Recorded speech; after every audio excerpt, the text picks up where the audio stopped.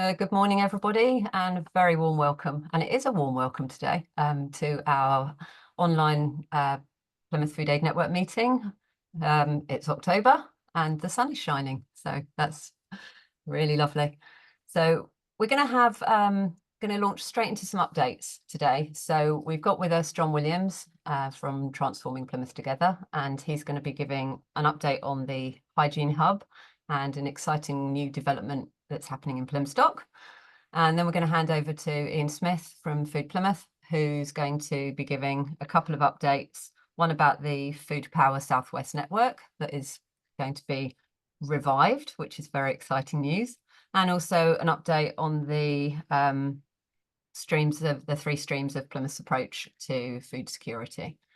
And following that, I'm going to give a quick update on the news from Plymouth City Council that's just been released about the Household Support Fund.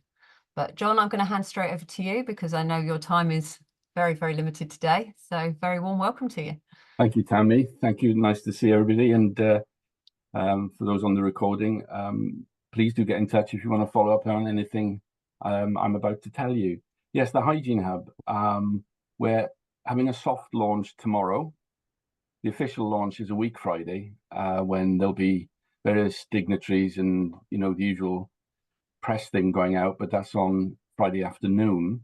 But the initial launch will be tomorrow, the soft launch. And basically the background to this is that for some time now, I have been acutely aware, really more and more aware of the fact that people who are struggling, particularly to make ends meet, often hygiene products are really, really low down on the list. If they're struggling to pay for food, then hygiene products are very much in the background. So in collaboration with Plymouth Dental School, particularly their Plymouth Dental Social Enterprise arm, and a few city centre churches, we've come together to open the hub. And initially we will be offering oral hygiene items. The plan is to maybe extend on that.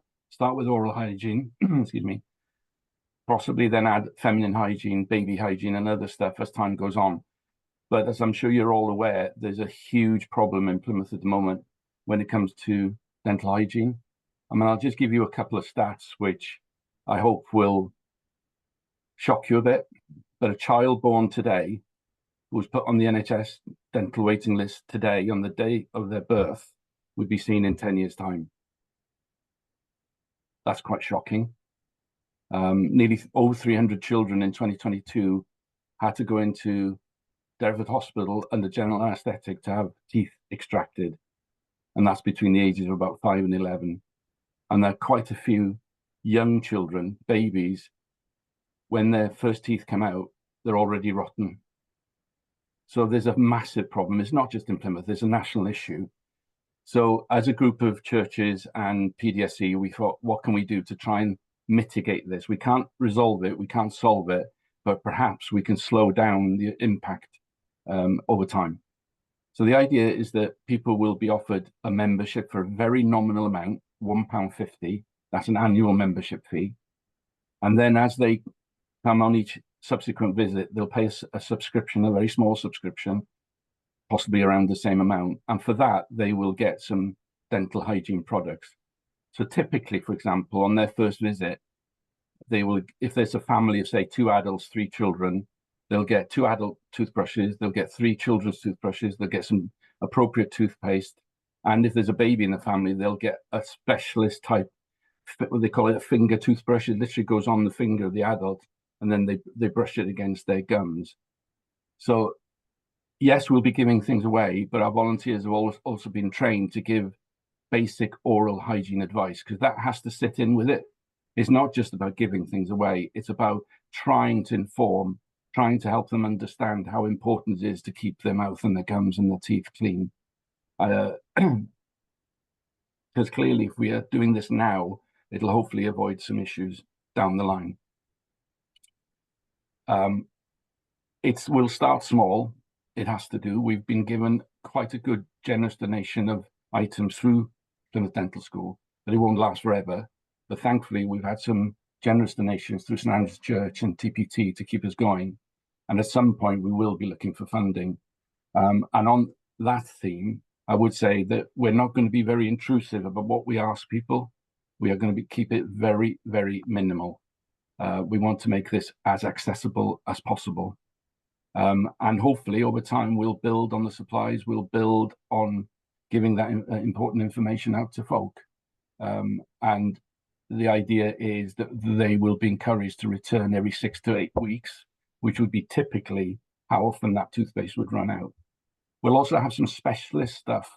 I've come to learn that, me brushing my teeth with a normal toothbrush, normal toothpaste is great. But for some people, particularly those who've got maybe sensory deprivation issues, that very action is very difficult for them. So we'll have specialist toothpaste, for example, that doesn't foam or doesn't have any taste, which is far more accessible for them. We'll also have what they call three-angled toothbrushes for those people who are maybe on the spectrum, on the autism spectrum, because again, brushing their teeth is something that is very difficult for them. Whereas these specialist brushes, they can chew on them, and that will make it a lot easier for them to keep their teeth clean. So that's where we're at with that. I dare say we've made lots of mistakes, and we will make more mistakes as we go on. But the idea is that we want to be able to inform the people that are using the service. And I'm particularly keen to use the information we gather to inform those people that can make a real difference. Yes, agitate them a little bit and say, look, why are there so many children struggling with dental health? Why are there so many adults who are not able to access NHS dental treatment? That's a long-term plan, but the idea is that we're not just going to be doing this to make us feel good, but to hopefully make some small change over time. So that's the update on the hub, Tammy. Do you want me to talk about Plymouth Stock? Well, keep just staying with the hub just for a second. So Yeah. Thank you for that. Can you remind people where we can find you, or where they good. Yes, it's 93 New George Street. Thanks, Tammy. Which is where, as many of you know, where the uniform store is based. And we've deliberately decided to open on a Friday to run alongside them. So it'll be open from 10 till 1 every Friday. And obviously the people then using the uniform store will then have access to this hub. At the moment, we're only going to be doing this once a week because partly because logistically it sits in very well with what the uniform store do, and also gives us a feel to slowly build up on what we're doing rather than going, full guns blazing, because we've got to manage the thing, we've got to manage the stock, etc., etc. So yes, that's where it's going to be based, 93 New George Street. Brilliant, that's great. Ian, I think you've got a question for John. Brilliant. Yeah, no, thank you, John. That's a really, really excellent development, isn't it? It's so necessary, sadly. So what I was going to say is, I think it's so important, the things you've talked about there in terms of, the health, oral health is so important for general health and well-being, as you've highlighted. And I'm just wondering if you're going to be at the Thrive Plymouth launch event, for the next 10 years of the Thrive Plymouth Public Health Inequalities. Are you going to be there for that? Yeah, I am penciled in for that. And I would add that the amount of interest this has already generated is quite staggering. Good. I'm meeting with a group of health visitors next week. Right. The wellbeing hubs have been in touch. They're all very keen to know more, and I've got meetings set up with them. Brilliant. I've had interest from a group of GPs who are working in the areas that are really struggling, the most deprived parts of the city. So I think there is a general awareness that something like this is helpful. It's not a solution, but it may contribute to that solution. Yeah, quite a major contribution. Yes. Yeah. I mean, just to say that, one of the things that is so important when we talk about, this is just talking about long-term health issues. As I'm sure you all know, the dentist, if you manage to see the dentist, is the first person in that front line that'll spot mouth cancer. And if it's spotted early, then potentially there could be some treatments that would be successful. So this is what I'm saying about this. This is such a wide area to look at. There's multifaceted. It isn't just about, what you put in your mouth as far as dental hygiene is concerned. Obviously, diet comes into and all those things. And yes, we will try and encourage people to, as they can afford it, have a healthy diet. I mean, one of the things we're going to try and encourage parents with children is to really seriously think about when they buy these things that say from natural products. Tammy will bear me out here. Often what happens is that they'll use fruit to make it. So they'll say, well, it's come from natural products. But basically, as soon as they pulp that fruit, it releases the sugar into what's known as free sugar. And as soon as the child eats that, that free sugar is sitting on their teeth. So it's far better if they can manage it to give them a, for want of a better word, a raw grape than something that's been made out of grapes. It's far more beneficial. So that's the sort of education, hopefully, part of it that we will be giving out. So it's, as I say, it's multifaceted. It's not just a one size fits all sort of approach. And certainly the dental school are going to potentially help us out by involving their students as well, not to give on-site clinical care, but to be maybe potentially on hand to say, yeah, I think you need to see somebody because, but that's a little bit further down the line. Fantastic. No, there's really great stuff in there, isn't there? But I can see that being a real sort of breakthrough, in lots of ways, and help an awful lot of people. What I was going to say to you as well, for yourself and Tati and other colleagues from Transforming Plymouth Together, I was talking with Jabba Butera from the Diversity Business Incubator. I think it was only yesterday, actually, that conversation.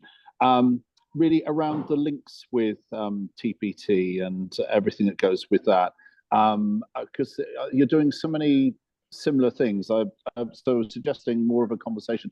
Ela's on the call here, so Ela works with Javo. So I was just going to recommend, if you can, I appreciate you're ever so busy, but a bit of a conversation there. Because one of the things that DBI do at Jabulani down at the plot is they do the Health is Wealth sessions, which are very good because they're very community based. So things like the liver screening service, they offer liver screening, in a vehicle just outside, that kind of thing. And I would have thought this oral hygiene piece, could be mutually beneficial like that, if you know what I mean. Yeah. It's a fair point. I mean, we are going to treat this very much as well as a signposting opportunity.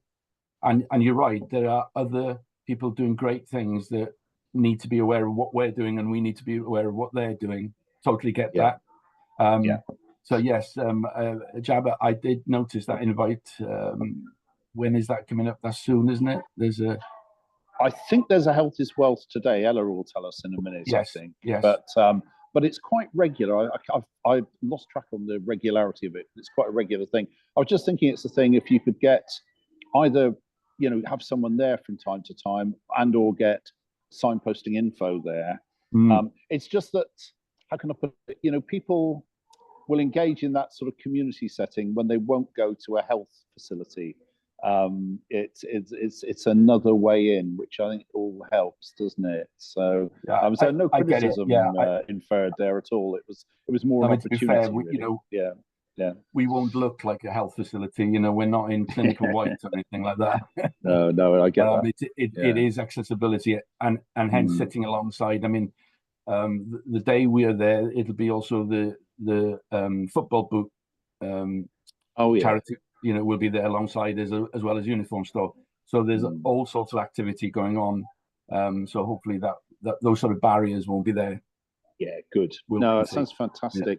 Yeah. The final thing to say is they've got exactly this, really parallel issues in Torbay and trying to do work there. And I work a little bit with Torbay. So I was wondering if it's okay if I can mention that to the people involved in this in Torbay. Absolutely.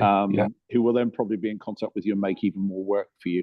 But I just think it's the sort of thing that is probably a replicable piece, isn't it? Maybe in the Bay they could establish something along similar lines. I mean, Tati and I have already had a conversation about setting a similar thing up in the new year in her area, in her community. But what we agreed was, well, let's use us as a pilot, as a test bed, Yeah. The one in the city centre. As I said earlier, we'll probably, learn an awful lot over the next few weeks. Yeah. And hopefully then Tati and her folk up there will be the beneficiaries of that. But my vision for this is very much that this is not a one-off, because, it can be relatively easily replicated. To be fair, Plymouth Dental School don't have a bottomless pit of free donations, so that has to be borne in mind. But the good thing is, because of their contacts with the industry, if you have to resupply, you are going to be getting it at rock bottom prices, and certainly nowhere near what you would be paying retail. No. And I think the point is that, I mean, it shouldn't be reduced just to money, but if you do reduce it just to money, the savings of prevention over interventions and the risks of interventions, because some people need a general anesthetic, don't they? They've got such serious issues, and there's significant risk attached to that, So the saving, and let alone cost. So we talk glibly, don't we, about problems down the line for the NHS, but it's almost incalculable how much money in that sense could be saved by prevention in early years. You're avoiding all sorts of issues, including, as I said earlier, serious issues like mouth cancer, which is yet another drain on an already struggling NHS. And aside from that, if you look at the individual, they will feel better because their general health will be better. Because it isn't just focusing. Yes, it's focusing on the mouth, but I'm not a clinician, but I'm told an awful lot of stuff can be diagnosed by just looking at people's mouths, and therefore avoided in future times. Yeah. Well, all the best with it, John. I think it's an amazing thing you and your colleagues are doing, and it's a tremendous service. So good. Thank you.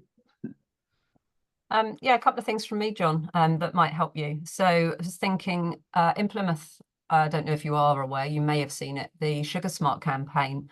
We relaunched that under Food Plymouth again. Yes.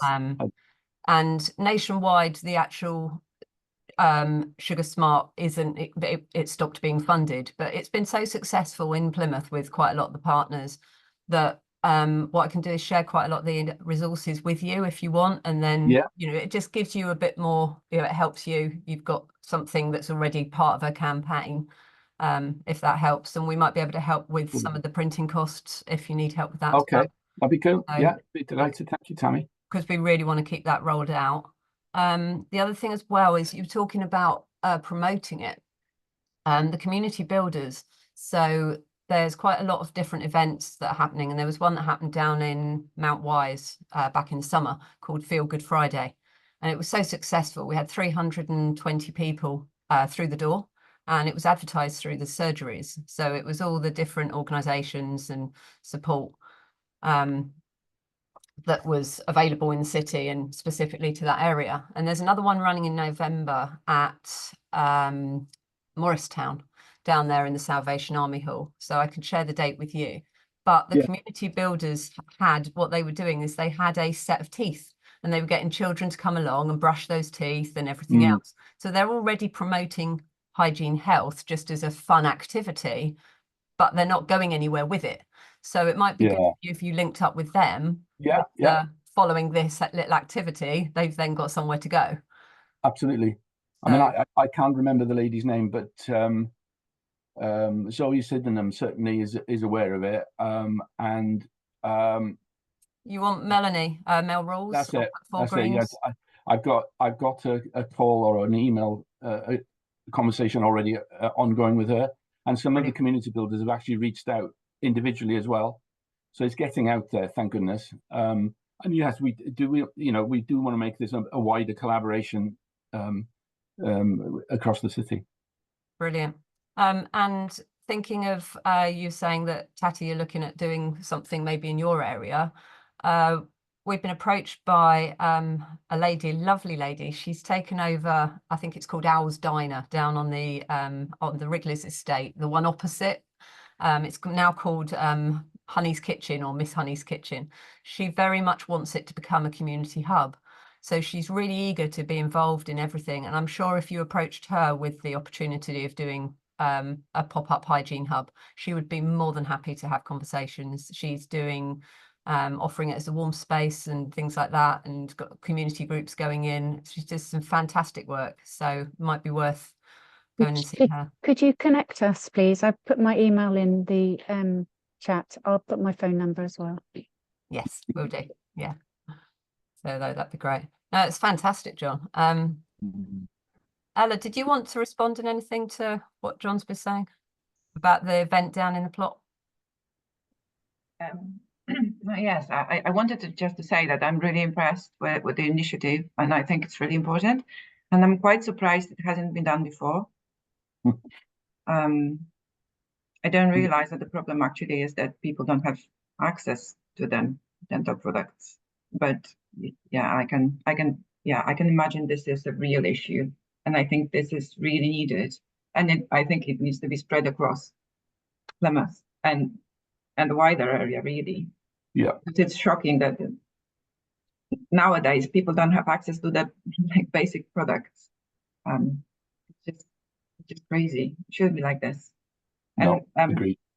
Yeah, and we certainly would like you to join one of the Health is Wealth events and spread the word across the community in Stonehouse and beyond that this initiative is actually happening, that the program is happening, and that there is access to those products for minimal costs. The Health is Wealth event, we run it every month. It's always the same time. It's always last Thursday of the month, between 2 p.m. and 6 p.m. So in those hours, 2 p.m. till 6 p.m., we have the health research van from Derriford coming, and they are parked just outside of Jabulani, and they are there for the community, basically. So if anyone has any questions about health research, or anyone just want to have a look at the van inside, what it looks like, and just so that they are familiar, and the sight of the van is not scary and doesn't feel like clinical setting as such. And also with the liver scans that are provided on the van, the good thing is that you don't have to sign up for it. You just show up. You fill in a very short form, and it is done there and then. You don't have to wait. You don't have to go to your GP. You don't have to be referred for it. As long as you are over 18, anyone can have the liver scan done. And it's available for everyone. If you yourself went to the GP and wanted to have the scan, they would probably question that, because you would need to have a really good reason for them to refer you further. But with the van being there in the community, you can just have a check, even if nothing's happening, just to make sure, just to make sure that everything's okay. So the van has been really well received, and yes, there was a good number of people that already had their scans. Also with the Health is Wealth event, so each event focuses on a different health topic. So we invite, because we are not health professionals, so we invite guest speakers. They do a little presentations or just have a conversation with people from the community regarding a health issue. So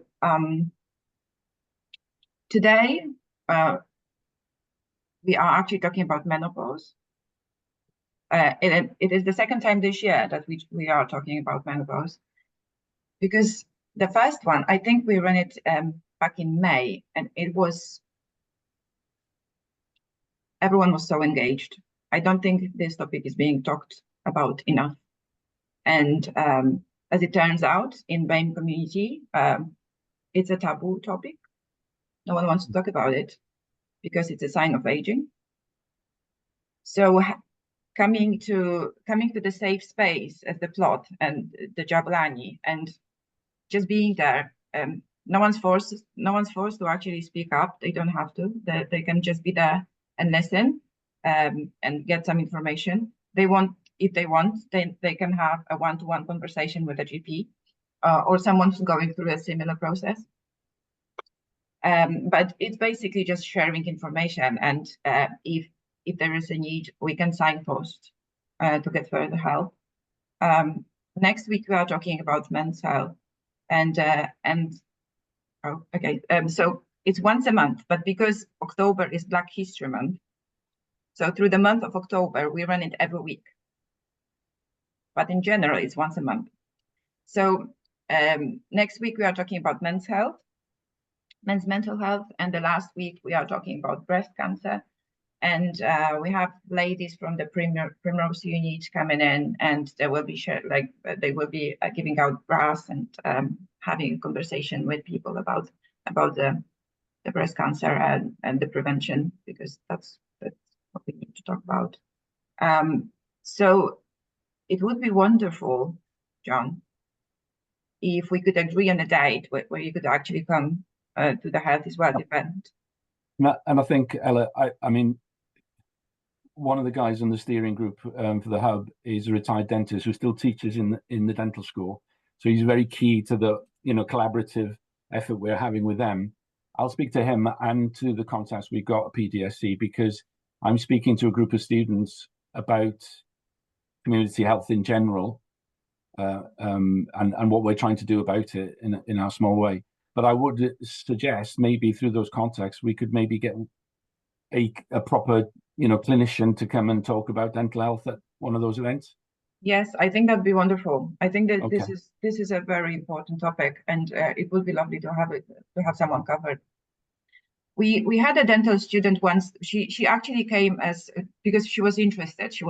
We didn't invite her. She signed up for it and she came. She was a dental student, and we did have a conversation with her that we would really love someone to actually come and those events and be able to speak with the community about the importance of dental health, because it's not just about the hygiene.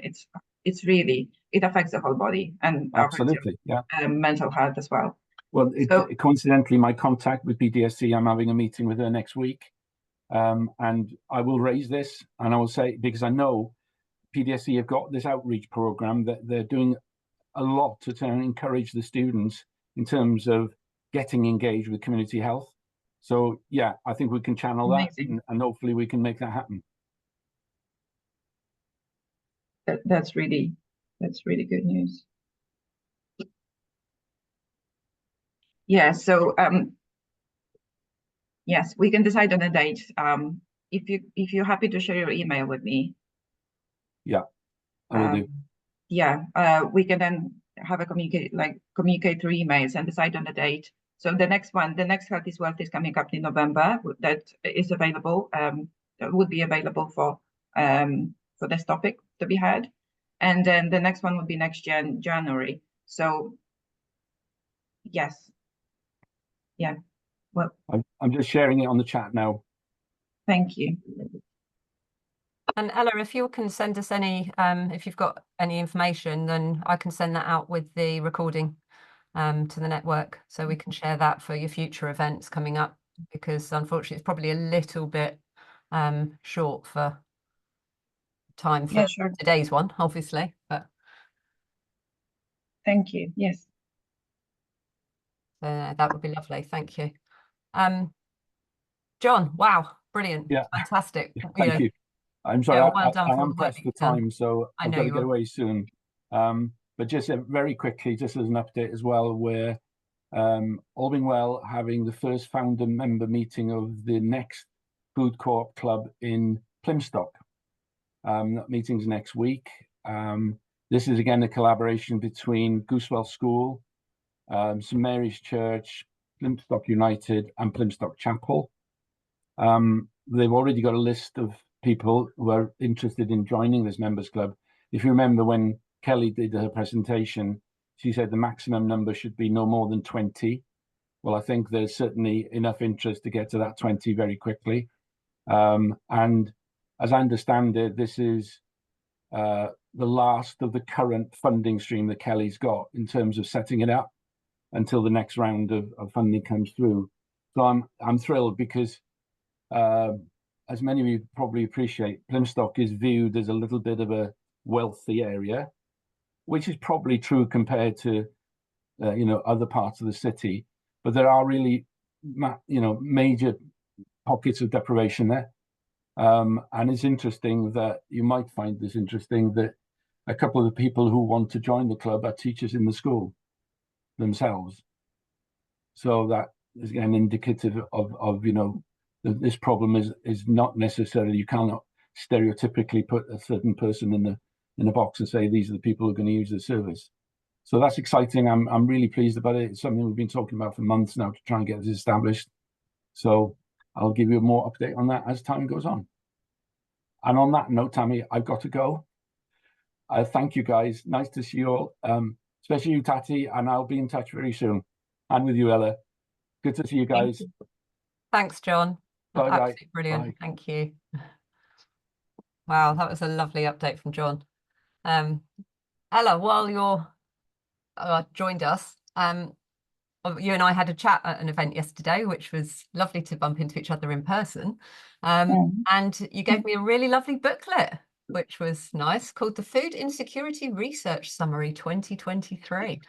And just wondered if you would like to share what that is to the network. Yes, so that's what it is. I can share the link to it, I think. Can I? I think I can. I'll try. But we've just printed out the fresh copies because and they are quite popular. I'm pretty sure it's because of the lovely picture at the front, but the inside's also quite good. So this is a piece of work that I did with Ian, and it is a really important piece of work. So we called it research, but it's not actually an academic research. It's more based on the lived experience of people and having real conversations with people. And that's what we came up with based on those conversations. So this is about the barriers that people from BAME community are facing while accessing food aid here in Plymouth. So I spoke with members of the community from the BAME backgrounds, and I also spoke with food aid providers. So we had 6 people from BAME community, conversations with 6 people from BAME community, conversations with 6 different food aid providers. Some of them were food banks, some of them were cooperatives, so they were different forms of food aid or food access. And we also spoke in general, we had conversations, it was less. So the 6 conversations I had with the individuals from BAME community were actually one-to-one, quite intimate. And we had to be careful because this is a very vulnerable topic. So I didn't want to push the boundaries. Everything's anonymous. So we made sure that no one will be recognized through those conversations and through the case studies. And what we found out, I think the main thing was, what was striking is there's a similarity between people from BAME community and the elderly people from English community. So it's a sense of pride that they rather not ask for free food. They rather go hungry than ask for food. And that sense of pride also stopped them from queuing for food banks, because not only they don't want to be judged by others, but this is something that there was this very interesting thing that the young man said, that he didn't want to put poorness in his mindset. So I think it's also a part of the way the upbringing, that you do not allow yourself to admit that you are at this point, at this situation where you have to ask for free food. They'd rather starve and then figure out how to do it by themselves to get the food rather than ask for the free one. So that was a cultural and I think individual barrier. that is actually very difficult to deal with. One of the solutions that was actually offered by one of the people I spoke with was that you have to be quite sensitive while approaching a person that needs help, and they would rather do it on a one-to-one basis when no one can see that, or have some information or vouchers sent to them so that they don't really have to face anyone, because it's quite embarrassing. It's very personal and very vulnerable. There's another barrier, which is language barrier, which is quite obvious when you think about it. So if someone struggles with the English, if the English is not the first language, or the English is quite poor, it is quite scary when you are presented with a consent form and when you have to sign something and you don't really understand what you're signing for, and the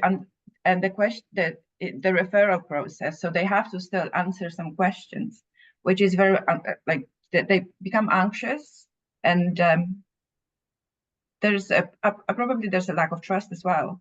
Having gone through the trauma of coming from a different country and finding themselves here in England and finding themselves in the situation when they actually need food aid, and then having to answer questions that are quite uncomfortable, and with a language barrier, this just adds another dimension to the whole process, I would say. The language barrier in terms of communication, like having a conversation with someone. So some of the food banks are using the apps on the phone, which are very useful, but they are not perfect, and the translation is not always correct, as I say. So this is another issue. I think as the technology, and it moves forward quite quickly, and with the AI, with the ChatGPT and all this stuff, I think that the translation will be better. So maybe this barrier will be dealt with by technology. I suppose that's something that we'll see in the near future. What else was there, Ian? I think those are some of the key findings in terms of the service users side of things. I think it was one of the other findings related to that was very often it was people, ministers of religion of various faiths, were very much a conduit as well. So sort of interesting with John and TPT and Co and Tati, that a minister of the Christian faith, or a minister of an imam, or from the Islamic faith and other faiths, that the minister, the faith leader, was very often that point of contact, and there was a lot of pastoral type support going on behind the scenes from numerous faiths, to try and meet the needs of people. So that trusted, supportive role, I think, was a very important thing. So there was something really about almost trying to support those people that were, the key contacts, to provide them with support and information, and giving them the best they could have so they could do the best. Because Tati would know infinitely more about this than most of us, I'm sure, but the demands, I think, when you're a minister of any of the religions, are very significant. Stresses and strains go with that, and so I think you've got to support the people. You can't give from an empty cup, as it were. You can't pour from an empty cup. So to try and top people up, as it were, and keep people supported. So I think that was the key thing, as I remember it from there. I think the really interesting thing was the findings also from the food aid providers. Again, you went to a good range of different types of food support providers, didn't you, as you mentioned? And that was really interesting. I think there was again, on their part, there was a real desire to do. They were doing the best they could, and were keen to do even better. That was a really good finding. They were aware that certain shortfalls were there, and were keen to try and fix those. They're almost systemic in terms of them not always having enough information to respond in the way they would like to, and there was a whole set of issues around that. A lot of goodwill to try and do even better, and I'm not sure if this came out in the research or whether it's come out subsequently, really. But there's the situation of trying to have the culturally appropriate foods available, which aren't always the case, are they? You know, so and it was called accessing the yams, wasn't it? So so it's getting those kind of products. We've had that conversation, interesting enough, Jabba and myself, relatively recently with Kevin Sproston of The Bridge, the Food Security Collective, interesting enough. So, and David Fanduno of the Red Cross and other colleagues are doing some good work into that field. So we're looking into that whole situation in terms of trying to come up with a solution. Oh, Tati's got to go any second. So it's great to meet you, Tati. Thanks ever so much for coming, and all the best with everything you're doing, and stay in contact, please, and we'll try and do the same. Yeah, so I think that's it really from my recollections of it. Have I missed anything there, Ella? There's more information on here. Yeah. But we're not gonna read it today. It's basically just talking about the interesting aspects of it. I would say from the food aid provider's point of view, it was also good to see that there is a they're already trying to actually so one of the food aid providers I spoke with, she's already trying when she's packing the food parcel. If she knows the person's needs, she would adjust the content of the parcel to the needs. Yeah. So if there was if there was something on the referral saying that this person has a celiac disease, she would do it, the appropriate parcel for that person. The same if this person was culturally didn't really eat certain kind of foods, she would try her best. Depending on what's available, but she'll try her best to adjust the parcel for that person as well. So, yeah, it's very positive. Yes, it's good. So if you can try and find that link, then because it is online, isn't it? The my recollection is it was online. So yes. I can't remember how we put it up now, but I know it was. Sorry, forgive me, I've gone blank on that. But if you can find that, put it in the chat, and ideally send it to Tammy as well to include in the notes. Yes, afterwards. It's more likely that I will send it to Tammy than try to find it right now. And put it in the chat while we're in the meeting. Yes, but yes, I'll try to go in the follow up. And we've just had a reprint of the work. So if you'd like a printed version or a few printed versions to share, again, if you'd be kind enough to field those inquiries and pass them on to Ella and myself, and then we'll get the printed version out to people, anyone that would like some. Yeah, thank you.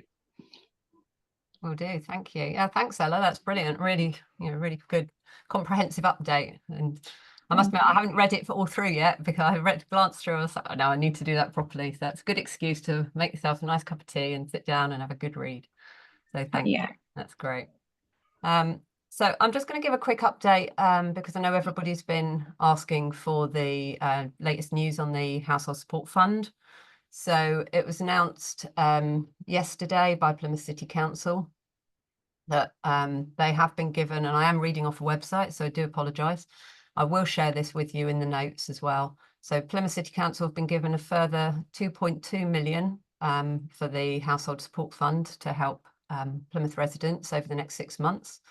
And this winter, the focus will be on families with children that are in crisis, facing a cash shortfall or in debt, working to prevent homelessness and supporting those who are affected by it, and energy grants, which will be supporting older people with fuel payments.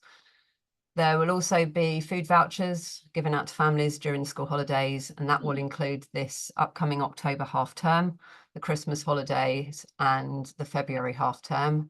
And that will be for children that are eligible for free school meals.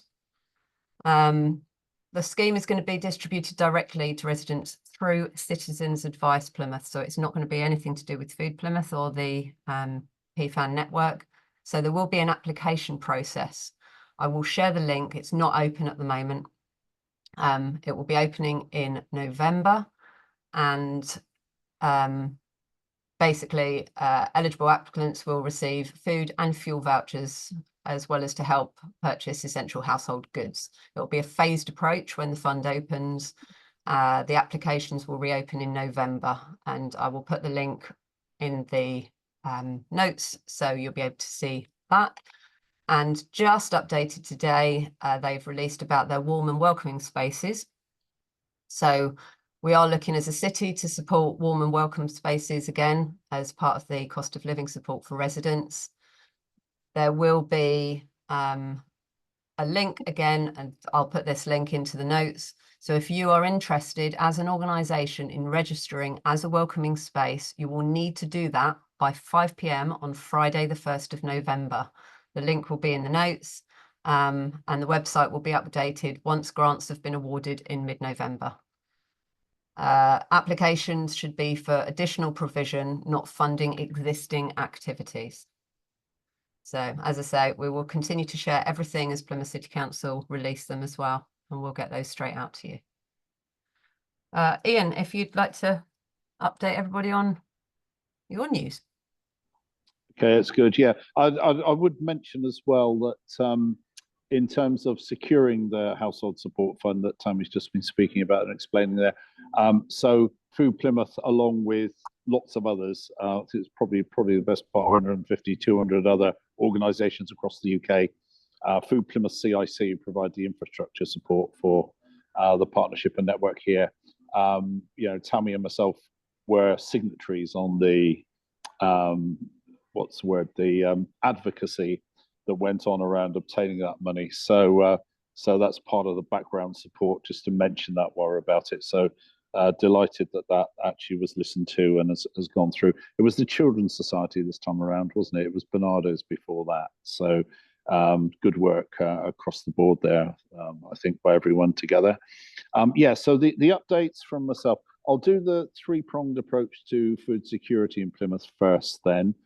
If we look at that in terms of the alliance piece, you know, of moving PFAN across from an aid to an access orientation, I think the idea for the alliance with referrals and a whole portal system and everything, I think that's no longer actually necessary. I think the time for that has passed.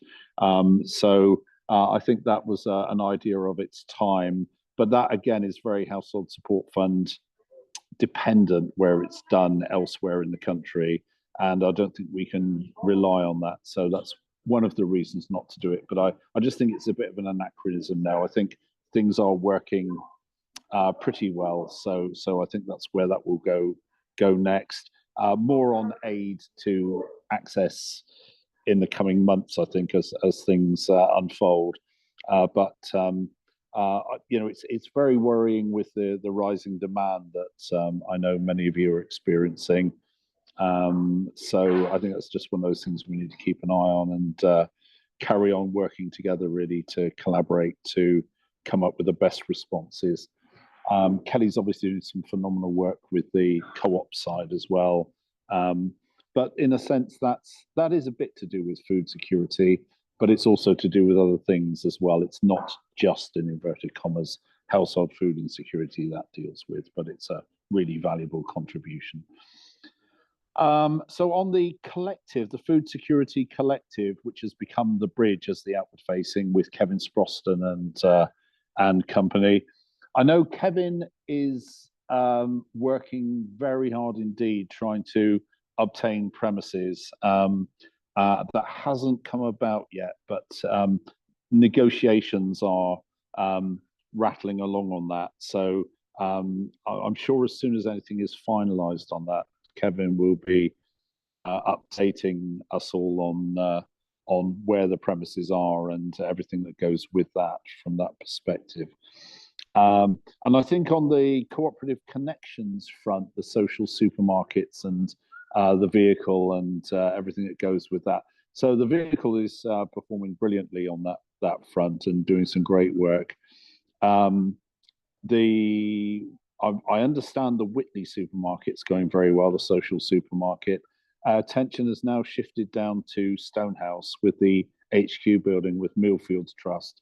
And Kelly's in there working with Lewis Allison, who's the chief exec of Millfields, to really move that forward. And building works are imminent there at HQ building. Along with that, we'll go the small scale manufacturing trial as well, which again, that's moving at pace now. And it needs to, because we need to get this work together and actually working by the end of March of next year, and that's not very far away.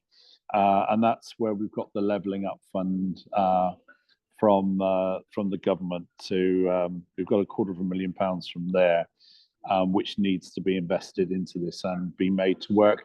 So lots of good progress on that. Whitley up and happening, co-ops up and happening that John touched on earlier, vehicles secured and working.